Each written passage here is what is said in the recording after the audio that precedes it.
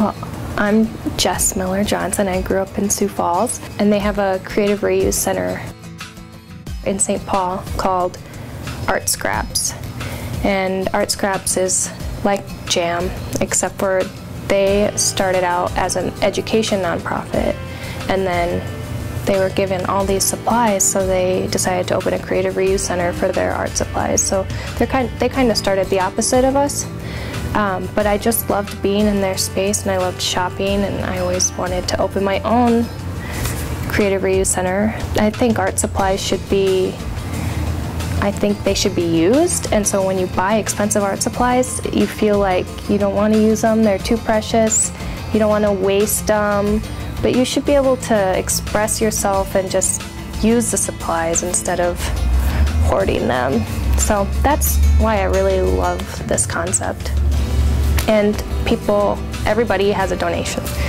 I started writing the business plan for this when my husband and I moved back to Sioux Falls after we had our daughter. And I just noticed there were a lot of gaps in the art scene here in Sioux Falls, so one of our missions became getting information out there and really being an advocate for the artist here in Sioux Falls. The Giant Rug is part of our projects, help in getting the word out there and then exposing new artists to what JAM does. And the biggest thing to do to drive people to your website is blogging, so that was probably the most instrumental piece of getting people to know what JAM is, by blogging and then creating different series of blogs. We established our board of directors, and then in December of 2014 we moved into a tiny studio space in Exposure Gallery and Studios. And that, I say, is like the size of my walk-in closet. So to move into this 1,000 square foot location has just been a dream come true, and it's all happened a lot faster than I imagined because the support here in Sioux Falls is enormous.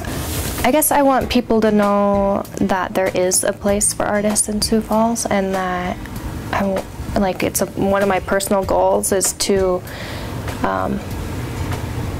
keep creatives in Sioux Falls. It's really important for cities to have diversity in the culture that they offer to people. So it's a personal goal to just make sure people know that there is a place for artists and that there are creatives, and you don't have to spend $1 million getting creative or being creative. Come into the store.